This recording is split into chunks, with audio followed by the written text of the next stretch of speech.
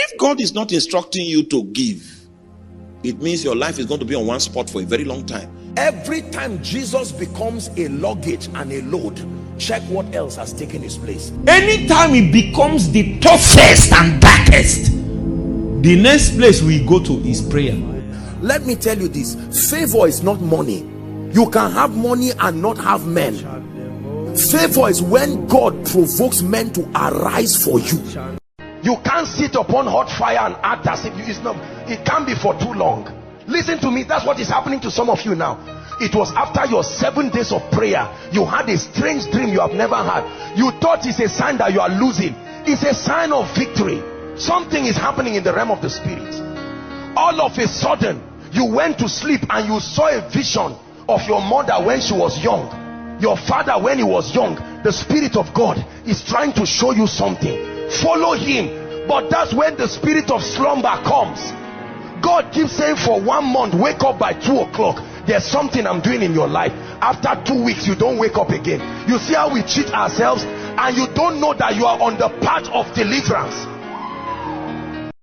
You don't know what spiritual backings have been invoked over that environment. Until you create your own climate, you will be a victim of the default climate. There are people who fraternize with the devil. I will employ people to work for me, but they will never rise above me. So if the man goes down, everybody will go down to still keep him above them, because it's a covenant. Now you got a job, fresh from the university, your blood is hot. Everybody dances around church. You carry your certificate, and all of a sudden you are earning 300,000, but you cannot bring out 10,000. You are not a drunkard. You don't pursue women. You don't know what happened. And all that swallows up that thing. That's what I'm telling you, what has happened to many of our parents. So we think the solution is promotion. Oh, God, promote me. Then your salary is now 400,000. The effect is still the same. But a woman who went to a man of God and is joining a little prayer group in her ignorance is frying akara somewhere in the junction, and with that akara she trained 7 children in school. It's not akara. She was assisted by the realm of the spirit. No, sir, you don't train children with frying akara there. You can come and meet that woman and beg her for a loan of 100,000, and she will laugh. She will say, I'm coming. She will enter the room and bring it out. Yet you claim that you are doing a white collar job, and the altar fights you. Listen, please pay attention to what I'm telling you. Whenever you prevail in the realm of the spirit, an altar prevailed. Believe what I'm telling you.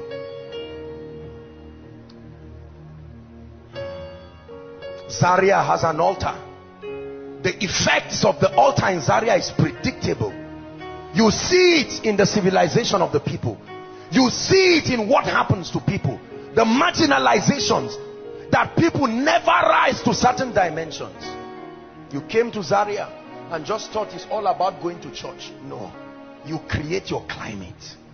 You create your climate. That's why it says, yea, though I walk through a valley that has the shadow of death, I fear no evil, because I carry another climate. Thy rod and thy staff, they comfort me. So you are in a place where people cannot live up to 40 years. You know, you are aware in your village, you've seen people dying like chickens, but you come with another order. You understand that the altar of prayer is also an altar that can contend with everything, and you are enjoying long life. You are enjoying grace. The person who married earliest in your family was 45. Are we together? And you look and you say no. You get married, then you must spend 5 or 10 years to have your first child. If you sit down and keep watching it and don't cry for assistance and don't force compliance, it will never work. I watch people and my heart bleeds at their perception of God, which is based on their consistent sufferings. They conclude that God is not a merciful God, but he said, I sought for a man. That through the altar of prayer, you can nullify certain activities, legal ordinances that have been erected to speak. You will be dreaming to believe there's nothing speaking against you now. No, sir. You have lived too long to have created one by mistake. You have lived too long on earth. If you are up to 1 year old, welcome to the reality of this life. There has to be something speaking. The Bible says the sin of disobedience is like what? Witchcraft. Witchcraft. What is the operation of witchcraft?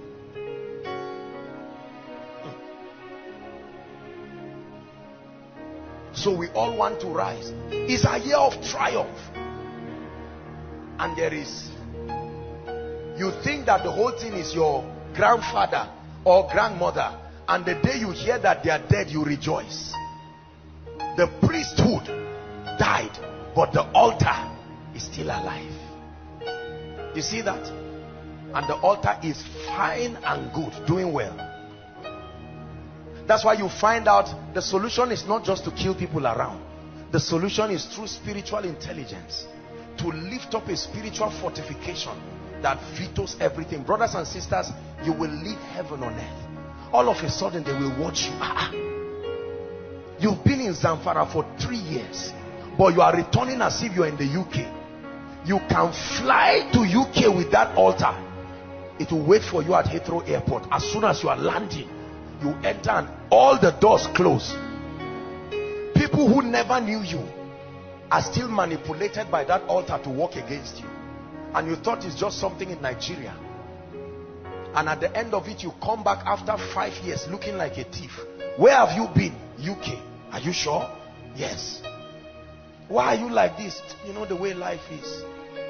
People smuggle their way and pass through rivers and deserts all to go to Germany and UK. Whereas they think that's the greener pasture. The greener pasture is the altar you raise. That speak. That speak. That speak. Until Jesus came, there was a universal altar speaking against man. Vengeance. Vengeance. But when Jesus came, he established another altar that spoke better promises, better things. I cannot live walking and living my life to chance and hoping that things will be all right. I know things will not be all right. If they will be all right, you must create it. You must create it. So I enforce compliance. Will the devil leave you because he thinks God anointed you? No. No. Satan is not that cheap. You are going to contend. That's why he said put on the whole armor. Put on the whole armor. There is a devil somewhere that will destroy your life, destroy your ministry, destroy your business, destroy your destiny. You get married to a very lovely wife. You loved her with all your heart. They asked both of you, will you love yourself? You say yes. The moment you married, everybody brought their altars in holy matrimony. Now you are nice people. This altar was designed to scatter the finances of whoever is standing with you. And all of a sudden, a good woman, but you find out that your entire life starts going down. And if you meet a prophet who is not sound in scripture, he will tell you your wife is the reason for your failure. Based on prophetic insight, he has seen that there is an altar associated with her. It's not a lie that is responsible for that downfall. The individual may be the nicest person in the world, but the altar will not change. Please hear what I'm teaching you. And there are men, no matter what happens, if they marry, maximum 3 years, the wife must die. And all of a sudden, from the day the dear lady got married, he may be a pastor, apostle, prophet. How many men of God have altars fighting them? They look around and they claim nothing is happening, and they assume that because they took on the call for ministry, God is too generous to allow them. It's a joke. No, sir. And this man gets married to this dear lady, and all of a sudden she starts sleeping. Mysterious sicknesses she never had. Heart palpitations. She will feel being pressed, and she says, my husband, I don't know what is wrong. Since we got married. I said, are you trying to say I'm a witch? Look at what the altars are causing. Then two of them go for counseling, and they meet a man of God who is sincere but no spiritual intelligence, and he says, look, it's how marriages are. Just take it easy, pray together. And it doesn't mean what he's saying. And they say, okay. They say, hug your wife in front of me. They now hug themselves. Hold my hand, darling. They go back home. The altar say, well, come back. By evening, that man has slapped her again. Remember, he promised in the presence of the pastor not to do it again. But the altars. Brothers and sisters, that's why God puts meetings like this. Because you can be sitting down now not knowing the deliverance that is happening. You just feel something left me. I don't know what happened. And you go back, and you would have blown somebody out of anger. You find out that that force that comes upon you when you are angry, that can make you insult anybody, is no longer there. Because there is an altar. This ministry you see is an altar. We don't have an altar. This is an altar. That's why you can talk against it in your secret place and start going down. Nobody is aware. Because the altar speaks. All of a sudden, a man of God will teach them how to raise altars, and they will raise an altar of prayer and come and say, look, we are not bad people. The devil is confusing us here. You are a good woman, I'm a good person. We did not negotiate where to come from. And all of a sudden, day one, now watch what is happening. They are holding their hands and praying. After that day, they just feel good, but nothing really happens. I told you, consistency is how spirits are attracted. Day two, the man doesn't want to pray, but she says, honey, remember, we're on a project here. You know what we have left at home. Let's do this thing. After 1 week, 2 weeks, somebody starts having a dream somewhere. After 1 week, a spirit must appear to somebody somewhere and try to warn somebody. An effect is being created in the realm of the spirit. It's not a sign of weakness. You can't sit upon hot fire and act as if it can't be for too long. Listen to me, that's what is happening to some of you now. It was after your 7 days of prayer, you had a strange dream you have never had. You thought it's a sign that you are losing. It's a sign of victory. Something is happening in the realm of the spirit. All of a sudden, you went to sleep and you saw a vision of your mother when she was young, your father when he was young. The Spirit of God is trying to show you something. Follow him. But that's when the spirit of slumber comes. God keeps saying for 1 month, wake up by 2 o'clock. There's something I'm doing in your life. After 2 weeks, you don't wake up again. You see how we cheat ourselves, and you don't know that you are on the path of deliverance. You reign, you reign, Elohim, you reign, you reign, you reign, Elohim, you reign, you reign, you reign, Elohim, you reign, you reign, you reign, Elohim, you reign. Listen, I promise you, if you listen to what I'm teaching you tonight, many of you, as soon as you go back, you will see the dream you will have this night. The devil hates what you are hearing, because this is the age-long mystery that has kept people in your family educated, but it's like they are not educated. A pastor, you are blessing people, but you never rise yourself. Do you know why? Because your victory is tied to your altar, not just your service. Your altar. I created an altar that is independent of koinonia. And I said, no devil will come and destroy me. No. No. Watch this. Please come again. The 2 weeks we are praying. We are praying. We are praying. We are fasting. Something starts happening. One day there will be a breaking point in the realm of the spirit. If that prayer were 2 hours, a day will come, it will become a vigil. Not because you like it. There will be, you will break open a portal in the realm of the spirit, and 2 hours prayer will become prayer till morning. And your child will come and meet you and say, Daddy, I saw a man in white and I saw the man doing something on your head. Spiritual activities are happening in the family. All of a sudden, you start seeing doors opening. You love your wife like never before.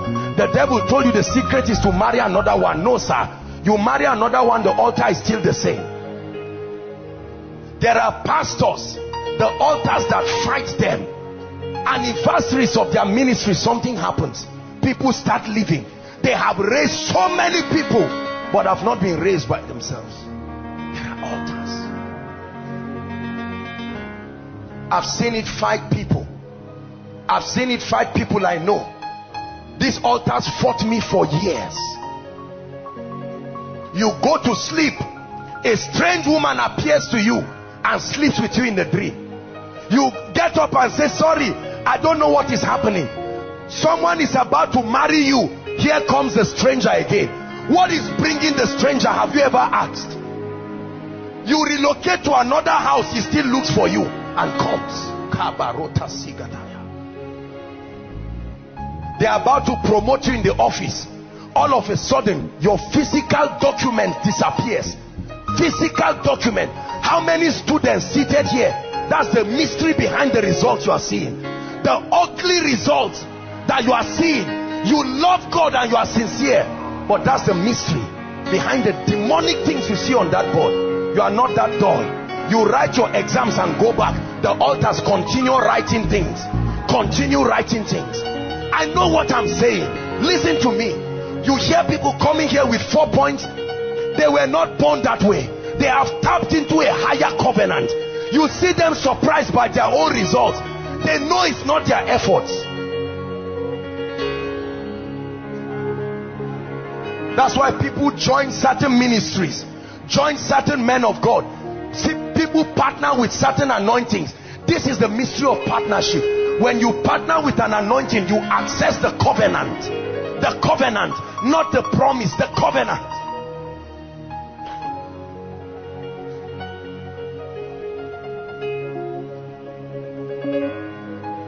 There are parents today, the moment you are 50 years, arthritis, you get up one morning, father cannot walk, mother cannot walk, their entire pension is spent on it. It's not sickness, it's a programming. An altar is accurate with digital precision. Regardless of your foreknowledge, it will work. It will work. I have seen it destroy families. I have seen it destroy ministries. That's why certain ministries remain small. No matter how anointed they are. An anointed man with fire on his head, but it will not cross certain boundaries. Once they reach 200, something must happen. A wrong news will spread around. A scandal must come, whether it's true or not. Have you not seen students, their last and final exams, they will go and the spirit will start moving them, carry something to the exam hall. They don't want to, but it's an altar. You are too weak to fight it. You will promise that you will not take it, and you take it. As soon as you are sitting, they just catch you and they said your entire 6-7 years cancelled. Brothers and sisters, it's an altar. There are families that as a family, they are victims of abuse. Everybody, mother, father, brothers, all the daughters will eventually meet a man of God somewhere, and all the man of God will do is to destroy them. It will happen. They are scattered in every place, but their experiences are the same. You will see them and like them, but at the end of it, you must leave them with pain. They think is that the ministry is bad, but the issue is the altar.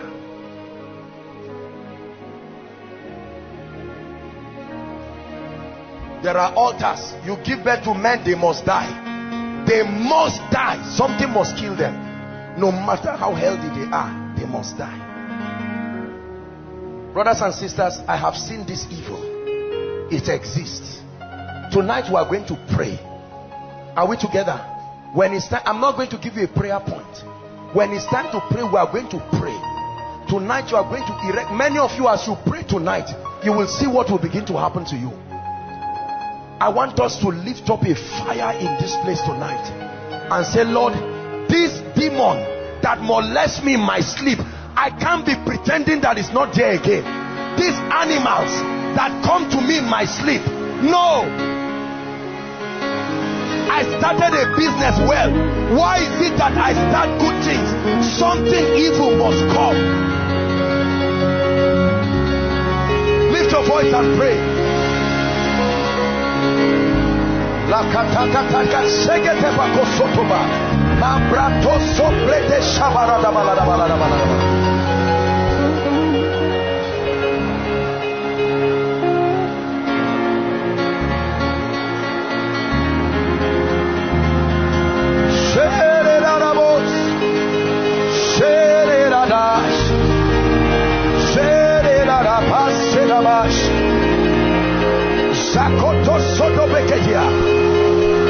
War, a good warfare tonight for the sake of my children.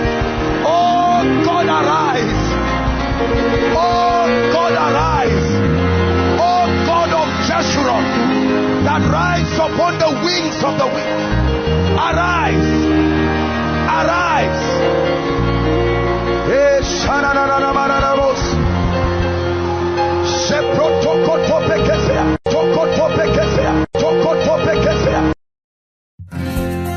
Dearly beloved, we believe you've been greatly blessed by this sermon. Do you want to download more sermons of your favorite preachers? Visit www.spiritnerds.org today. Reach us by email for more information and concerns at spiritnerds.org@gmail.com. God bless you. If God is not instructing you to give, it means your life is going to be on one spot for a very long time. Every time Jesus becomes a luggage and a load, check what else has taken his place. Anytime it becomes the toughest and darkest, the next place we go to is prayer. Let me tell you this, favor is not money. You can have money and not have men. Favor is when God provokes men to arise for you.